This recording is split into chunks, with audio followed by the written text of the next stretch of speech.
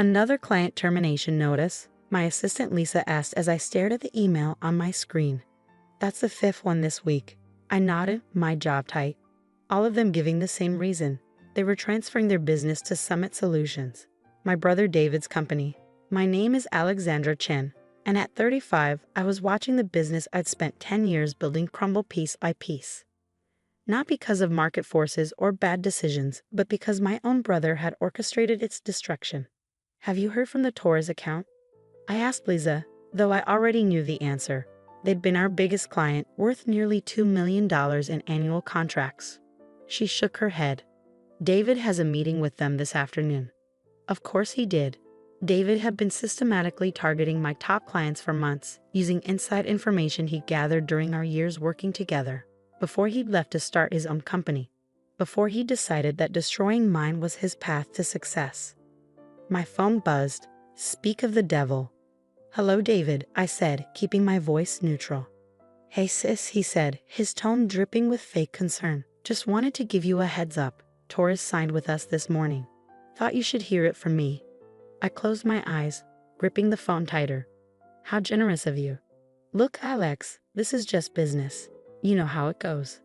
The strong survive, the weak. He paused for effect. Well, they should probably start looking for new opportunities. Is that what Mom would say? I asked quietly. Is this how she raised us to treat family? His laugh was sharp.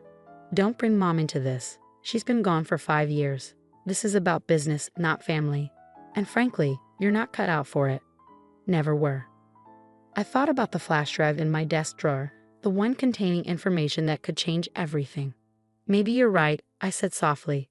Maybe I'm not cut out for this after all. Finally admitting it, he sounded smug.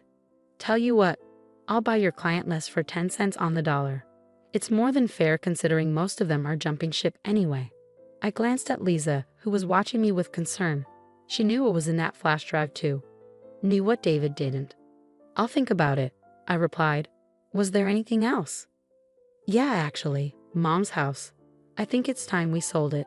No point holding onto it when your company can't even afford the property taxes anymore. The house.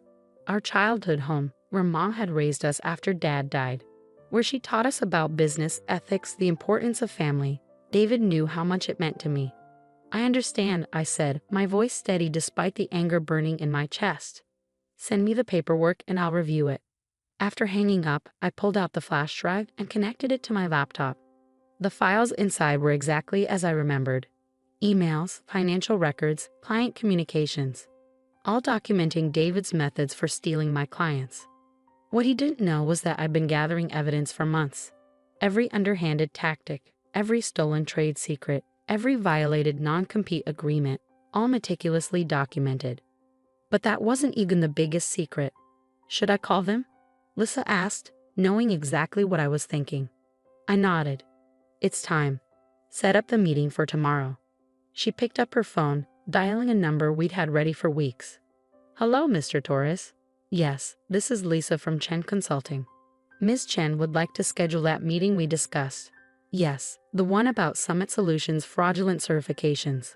I smiled, remembering the day I discovered David's biggest mistake. In his rush to steal my clients, he falsified his company's security certifications, the ones required to handle government contracts. The same contracts that made up 60% of the Torres account. David thought he was destroying my company. He didn't realize he was actually destroying himself. Meeting confirmed for 9 a.m., Lisa announced. Mr. Torres sounded very interested in what we have to share. I stood up, walking to the window of my office.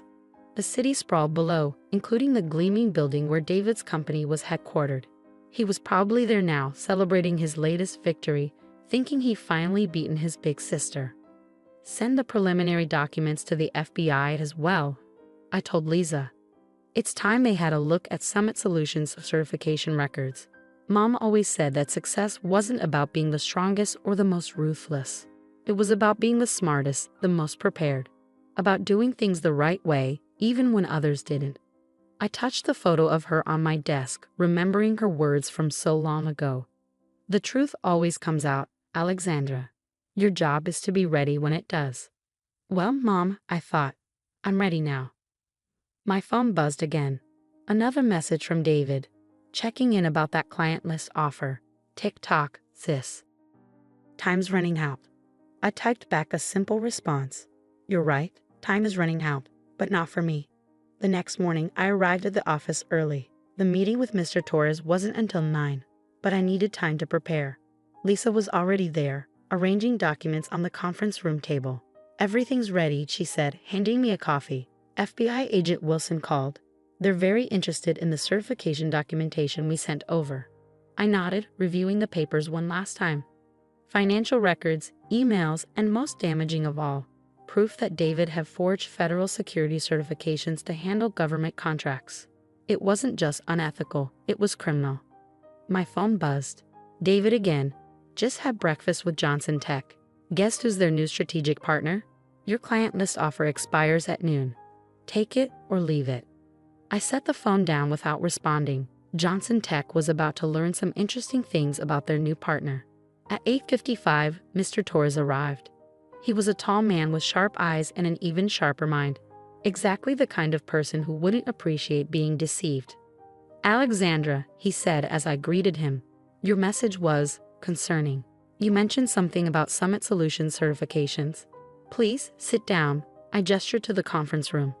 What I'm about to show you affects not just your company, but potentially your government contracts as well. For the next hour, I laid out everything we discovered. How David had falsified his company's security credentials. How he'd used stolen information to poach clients. The federal regulations he'd violated in the process. Mr. Torres's face grew darker with each revelation. These government contracts, he said slowly, they require top-level security clearance. If Summit Solutions isn't properly certified, your company could be held liable. I finished. The contracts could be voided, and there might be federal penalties. He picked up one of the documents, examining it closely. And you can prove all of this. I pulled out the flash drive. Every email, every falsified document, every violation. It's all here. The FBI already has copies. His hand tightened around the paper. That son of a... He assured us everything was in order. We have millions riding on these contracts. I know, I said softly. That's why I called this meeting. You needed to know the truth before it was too late. Just then, my phone buzzed again. David was calling. I let it go to voicemail. What happens now? Mr. Torres asked, his voice tight with controlled anger. That depends on you, I replied. Chen Consulting still has all the proper certifications. We can handle the transition back, minimize any disruption to your operations. He nodded slowly. And Summit Solutions? The FBI will handle that part. I expect they'll be paying my brother a visit very soon. As if on cue, Lisa knocked and entered the conference room. Sorry to interrupt, but you'll want to see this. She turned on the TV mounted on the wall. The news headline made my breath catch. FBI raids local tech company over fraudulent government certifications. The camera showed agents entering Summit Solutions building, boxes of documents in their hands. And there was David being escorted out, his face a mask of shock and confusion. My phone started ringing again, this time from an unknown number. Probably David using someone else's phone since I wasn't answering his calls. Mr. Torres watched the news footage, his expression grim. I need to make some calls, he said, standing up. And then we should discuss moving our contracts back to Chen Consulting. Immediately. After he left, Lisa turned to me. David's been calling the office nonstop. Should I keep blocking him? I thought about it for a moment. No, I said finally. The next time he calls, put him through. I didn't have to wait long. Within minutes, my phone buzzed again. What did you do? David's voice was ragged, panicked. The FBI. They're saying something about fraudulent certifications. Alex, you have to help me. I closed my eyes, remembering all the times he tried to destroy my company, steal my clients, take away everything I'd built. Help you? I repeated softly. Like you helped me, David? Is this the kind of family support you were talking about? This is different, he shouted. This is federal charges. I could go to prison. Yes, I said calmly, you could. Actions have consequences, David. Mom taught us that, remember? He was quiet for a moment. When he spoke again, his voice was different, smaller, almost like the little brother I used to know. Please, Alex, I messed up. I know that now. But I need my big sister. I gripped the phone tighter, thinking about everything that had led us here, the choices he'd made, the lines he'd crossed. "I'll have my lawyer contact you," I said finally. "But David? This is the last time. Whatever happens next, we're done." I hung up before he could respond, feeling a weight lift from my shoulders. Through my office window, I could see more news vans arriving at Summit Solutions. The story was breaking wide open. Lisa appeared in my doorway. "Johnson Tech is on line 1. They want to discuss moving their business back to us." I nodded, picking up the phone. It was time to rebuild what David had tried to destroy. But this time, I'd do it knowing exactly who I could trust and who I couldn't. 3 weeks after the FBI raid, I sat in my office reviewing contracts. Johnson Tech, Torres, and most of our other former clients had returned, their trust in Chen Consulting restored. Summit Solutions was under federal investigation, its assets frozen, its reputation in tatters. "Your brother's lawyer is here," Lisa announced, standing in my doorway. "He's requesting a meeting." I glanced at the clock. Right on time, sent him in. Richard Bennett, one of the city's top criminal defense attorneys, entered my office carrying a thick folder. His expression was grim. "Ms. Chen," he began, taking a seat. "I'll be direct. The evidence against your brother is overwhelming. He's looking at serious federal charges: fraud, falsifying documents, violating government contracts. The prosecutors are talking about 15 to 20 years. I kept my face neutral. "And why are you telling me this?" He leaned forward. "Because you're the key witness. Your testimony, your evidence, it's the cornerstone of their case. But you're also his sister. We're hoping you might consider not cooperating." "Not cooperating?" I repeated slowly. "You mean lie to federal investigators? Withhold evidence? Think about your family," he pressed. "Your mother." "Don't." My voice was sharp. "Don't you dare bring my mother into this. David didn't think about family when he was trying to destroy my company, when he was stealing my clients, when he was threatening to take our childhood home." Bennett shifted uncomfortably. "He made mistakes. He knows that now. He's prepared to make full restitution to your company." "With what money?" I cut in. "The money he stole from my clients, the funds he obtained through fraudulent contracts. That money isn't his to offer." Just then, my phone buzzed. A text from David. "Please help me, Alex. I'm begging you. Mom would want you to help family." I showed the message to Bennett. "See this? Even now, he's trying to manipulate me, using our dead mother to avoid consequences." "Ms. Chen." "No," I said firmly. "I'll tell you exactly what I'm going to do. I'm going to testify. I'm going to provide every piece of evidence I have. And I'm going to make sure that everyone knows exactly what David did." "He's your brother," Bennett tried one last time. "Yes, he is. And that's why this hurts so much. But sometimes the people who hurt us most are the ones closest to us. And sometimes loving someone means letting them face the consequences of their actions."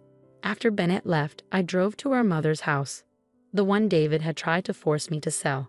The garden was overgrown, but her roses were still blooming. I sat on the porch steps, remembering all the lessons she'd taught us there. "Always do what's right," she'd say. "Even when it's hard, especially when it's hard." My phone buzzed again, this time from an unknown number. I answered, knowing who it would be. "Alex?" David's voice was small, broken. "They're saying I'll have to plead guilty, that fighting the charges will only make it worse." "Then plead guilty," I said quietly. "Take responsibility for once in your life." "How can you do this to me?" His voice cracked. "I'm your brother." "Yes, you are. And I'm your sister. The one you tried to destroy, remember? The one whose company you sabotaged, whose clients you stole." He was quiet for a moment. "I never thought. I didn't mean for it to go this far. But it did go this far, David. You crossed lines that can't be uncrossed. And now you have to face the consequences." After hanging up, I walked through Mom's garden, touching the roses she loved so much. Tomorrow, I would meet with federal prosecutors. I would tell them everything. Not out of revenge, but because it was right. 6 months later, I sat in a courtroom as David pleaded guilty. The judge sentenced him to 12 years with possibility of parole. As they led him away, he looked back at me one last time. I saw something in his eyes I'd never seen before. Understanding. That evening, I returned to Mom's house. But this time, I wasn't alone. Lisa and several workers were with me. "Are you sure about this?" Lisa asked as we walked through the overgrown garden. I nodded. Mom always wanted to help people. This is how we'll honor her memory. The sign was already being installed at the front gate. Chen Foundation, supporting ethics in business. We were turning the house into a nonprofit, dedicated to helping small businesses protect themselves from fraud and unfair practices. David's actions had shown me how vulnerable companies could be. Now I would use that lesson to help others. In my office at Chen Consulting, I kept one reminder of everything that had happened. The flash drive that had started it all. Not as a trophy, but as a reminder that sometimes doing the right thing means making the hardest choices. David writes to me sometimes from prison. His letters are different now, more reflective, less manipulative. Maybe he's changed. Maybe he hasn't. But I know I did the right thing, not just for me, but for him too. Mom always said that true strength isn't in winning at any cost. It's in standing up for what's right, even when it breaks your heart. Looking at her roses blooming in the foundation's garden, I know she would be proud. Not because I won, but because I did it the right way. Sometimes the hardest lessons come from the people we love most. But sometimes those lessons lead us exactly where we need to be.